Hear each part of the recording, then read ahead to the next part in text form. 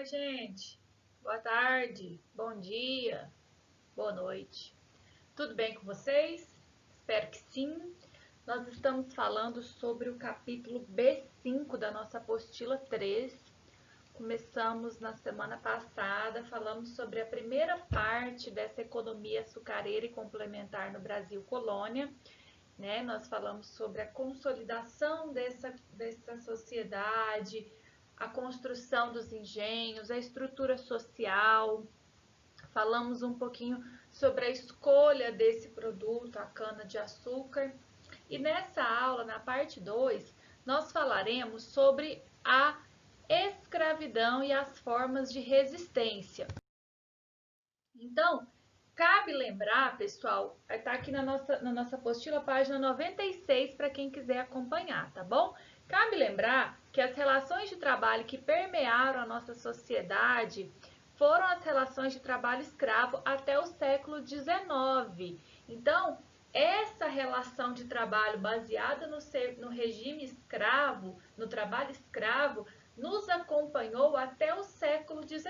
Então, isso deixou marcas profundas na nossa sociedade, deixou marcas profundas em nós e que a gente precisa discutir, precisa desmistificar muitas coisas e desconstruir muitas outras. Tudo bem? Então, a primeira parte para a gente entender é que esse regime de trabalho escravo, ele foi duradouro e mesmo após a abolição da escravidão em 1888 com a Lei Áurea, esses negros foram abandonados à própria sorte, foram deixados sem eira nem beira na sociedade e isso refletiu hoje na nossa sociedade de forma muito significativa, que a gente vai discutindo ao longo dos slides, ao longo da nossa aula. Beleza? Então, inicialmente, a escravidão, desde o nosso processo colonizador, a escravidão já faz parte da nossa história. Inicialmente, a primeira forma de escravidão que existiu aqui no Brasil foi a escravidão do indígena, do nativo, que eram chamados de negros da terra. Através do foral, aquela carta que dava os direitos e os deveres do capitão donatário, o capitão donatário era concedido a ele o direito de explorar o nativo, ou seja, o direito de escravizar o nativo. Mas essa escravização do nativo, do indígena, ela foi muito contestada pela Igreja Católica. A Igreja Católica acabou se opondo a esse tipo de escravização. Por quê? Porque a Igreja Católica estava interessada na catequese desses nativos. Lembra que a gente viu isso? Naquele contexto da Contra-Reforma, uma reação da Igreja à Reforma Protestante, nós temos essa oposição da Igreja Católica que lutou muito contra a escravização indígena. Por quê? Porque ela estava interessada em cristianizar esse indígena, em catequizar esse indígena. Além disso, outro fator que dificultou a perpetuação da escravização indígena foi a elevada mortandade, ou seja, um grande número de nativos foram mortos em conflitos, foram mortos devido às doenças, muitas doenças trazidas pelos portugueses, as quais os nativos não tinham anticorpos, isso fez com que houvesse uma elevada mortandade. E a resistência, como eles eram nativos, eles conheciam o território, houve uma grande série de resistência por parte dos indígenas. Como essa situação acabou se intensificando, qual foi a solução encontrada pelos portugueses para substituir esse trabalho? Foi justamente o trabalho escravo africano, a introdução do trabalho escravo africano no Brasil colônia. Esse escravo era trazido da costa africana e tinha para Portugal um elevado lucro.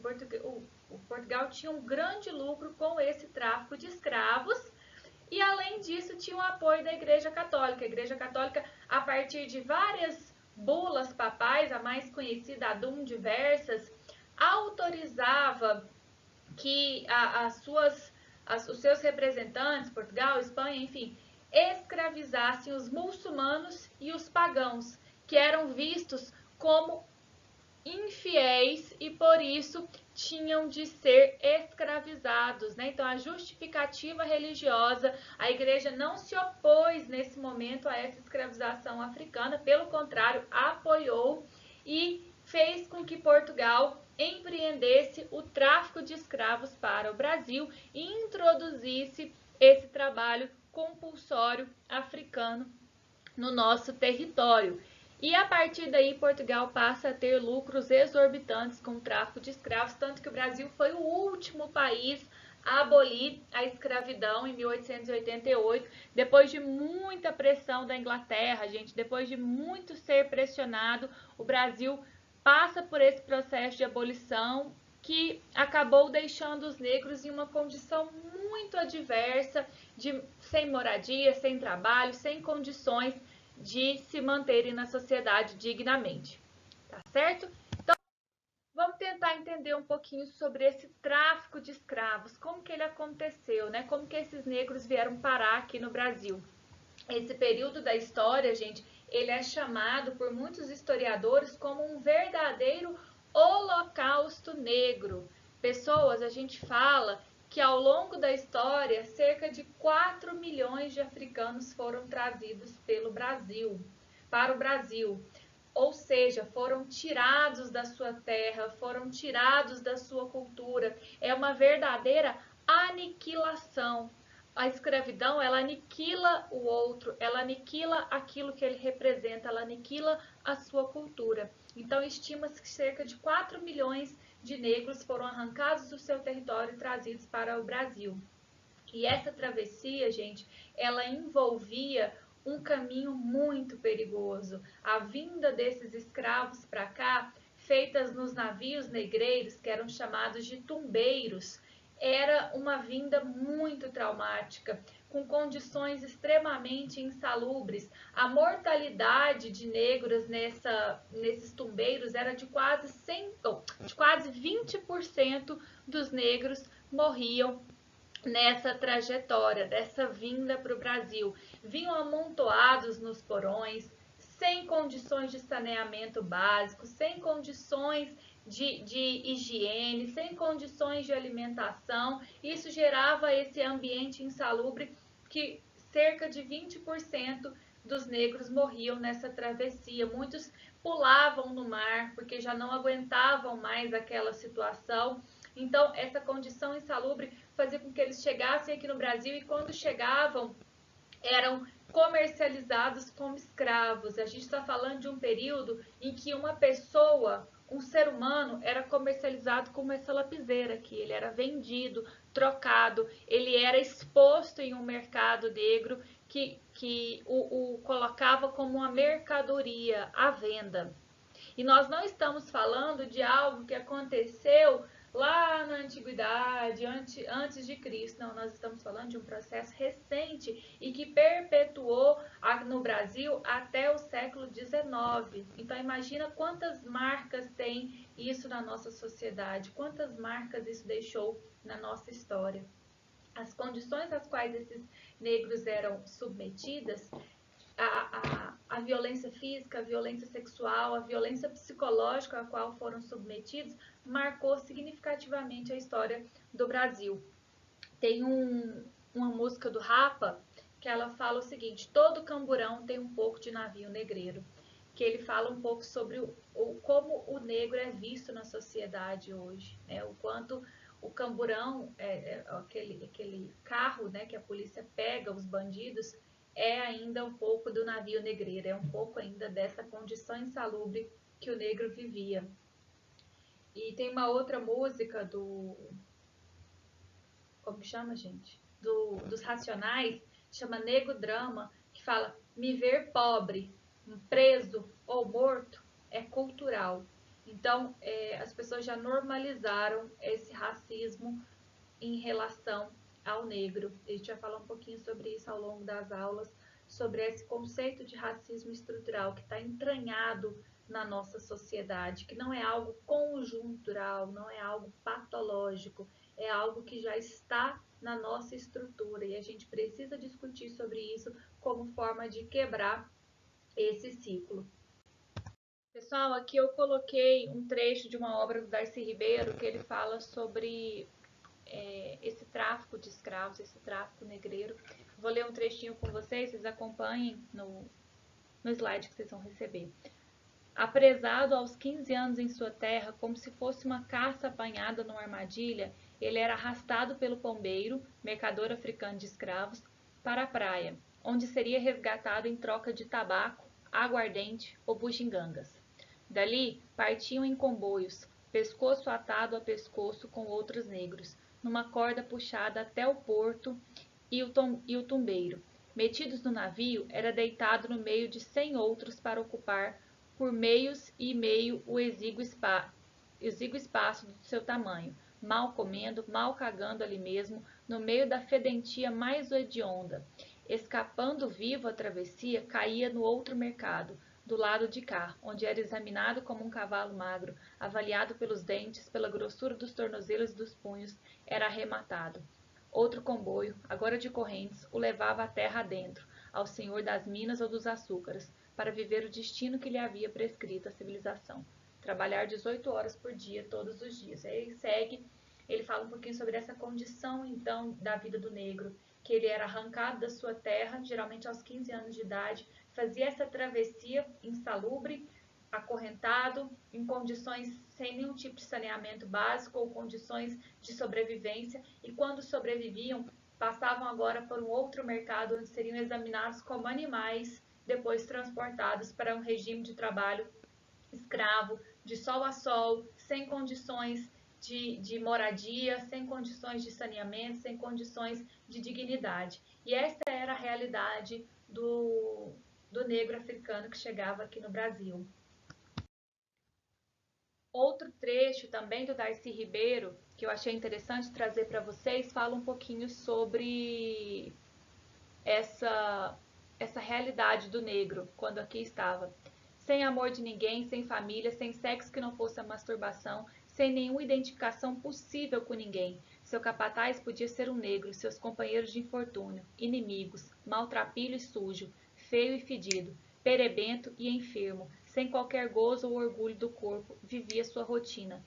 Esta era sofrer todo dia o castigo diário das chicotadas soltas, para trabalhar atento e tenso. Semanalmente vinha um castigo preventivo, pedagógico, para não pensar em fuga, e quando chamava a atenção, recaía sobre ele um castigo exemplar, na forma de mutilação de dedos, do furo de seios, de queimaduras com tição, de ter todos os dentes quebrados criteriosamente, ou dos açoites no pelourinho, sob 300 chicotadas de uma vez para matar, ou 50 chicotadas diárias para sobreviver.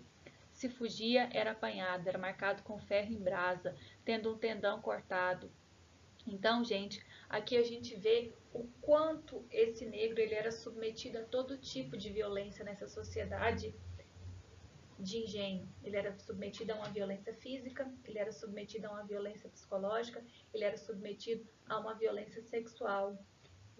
Até dentro da própria sociedade tinha uma distinção.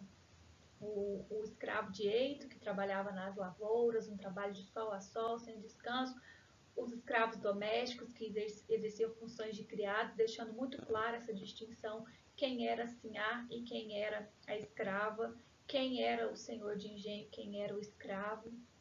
E essa convivência com os negros, muitas vezes tentou-se criar um mito da democracia racial, que seria uma convivência pacífica, seria uma convivência harmoniosa, né? O mito das 3 raças no Brasil que convivem pacificamente. Isso é uma mentira, isso é um mito criado e que só justifica esse racismo estrutural que a gente vive. As pessoas se negam a discutir e debater sobre esse assunto e isso causa tantos dados alarmantes na nossa sociedade. Por exemplo, hoje, no dia que eu estou gravando essa aula, saiu uma reportagem falando sobre o aumento do número de mortes entre a população negra. Vou pegar os dados aqui para vocês, para a gente ter uma noção da disparidade que é a nossa disparidade racial, o quanto parece que nós estamos falando de países distintos, tão grande que é a diferença social e a diferença racial no nosso país. Saiu o dado do Atlas Violência, comparando dados de 2008 a 2018, então são 10 anos aí de comparação. O número de homicídios negros, de pessoas negras, aumentou em 11,5%, enquanto o número de homicídios de pessoas não negras caiu em 12,9%. Em 2018, 75,7% dos assassinatos, dos homicídios, eram negros as vítimas. 75,7% das vítimas eram negras. Então, a gente vê aqui essa disparidade. Parece que nós estamos falando de países diferentes. A cada um não branco que morre assassinado, 3 negros morrem assassinados. Então, é um número muito alarmante, é um número muito preocupante.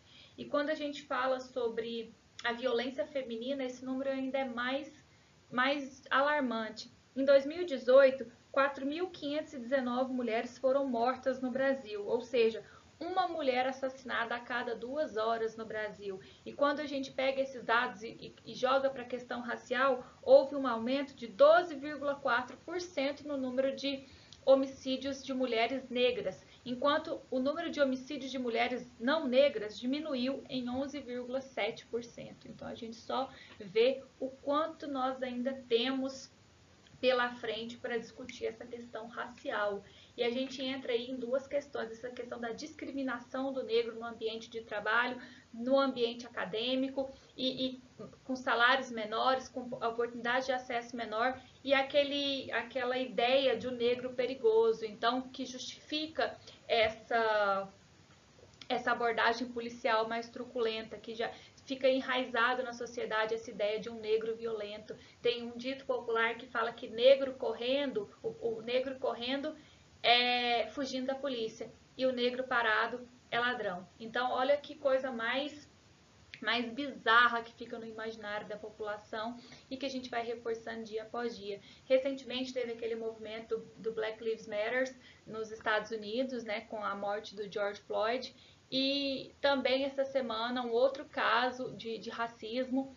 Os jogadores do NBA se recusaram a jogar, protestando contra essa violência policial, esse racismo nos Estados Unidos, e aqui no Brasil esse tema também tem que se tornar prioridade. Todos os âmbitos acadêmicos, sociais, culturais, esportivos têm que discutir sobre isso e a gente precisa entender o que nos faz ser um país racista e o que nós podemos fazer nesse caminho aí ao longo do tempo, certo?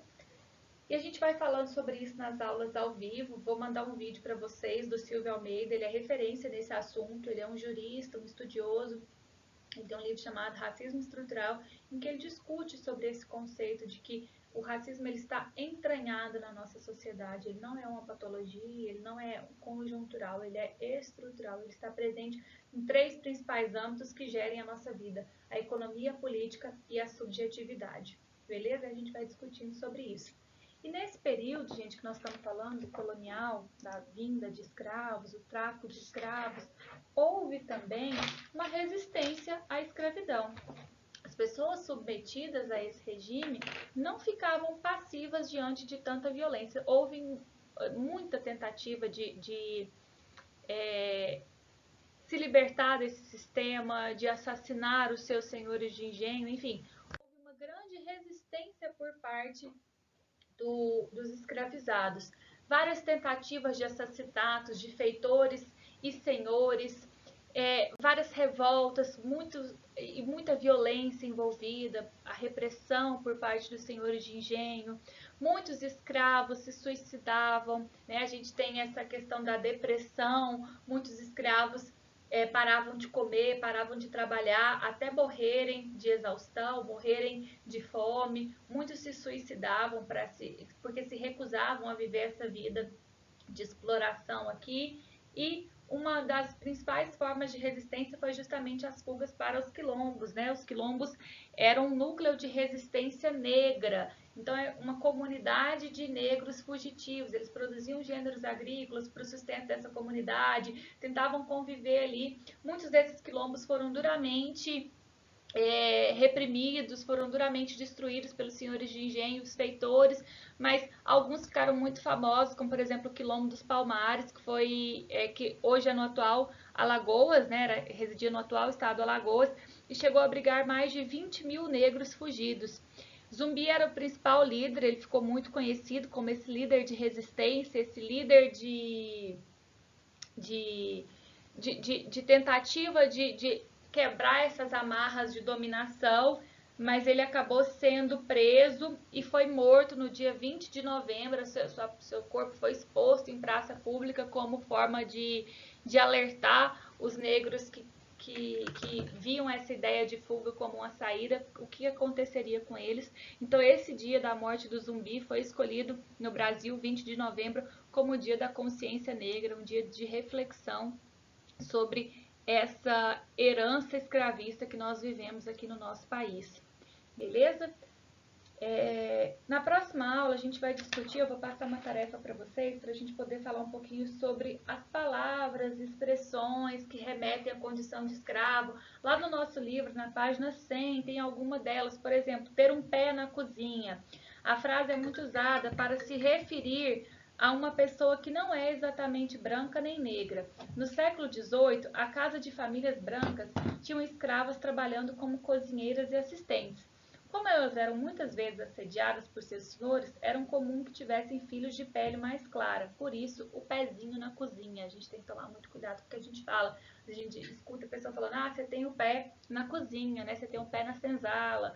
Ou então, fazer as coxas, criado mudo. São várias expressões que têm esse cunho racista e que a gente vai reproduzindo e a gente vai perpetuando essa forma de discriminação na sociedade. Tá bom? Então, na próxima aula a gente continua, eu falo com vocês sobre a tarefa, vou mandar pela Laís, e na aula ao vivo a gente tira a dúvida, tá bom? Um beijo para todos vocês, comportem-se, não façam nada que eu não faria, tá bom? Um beijo!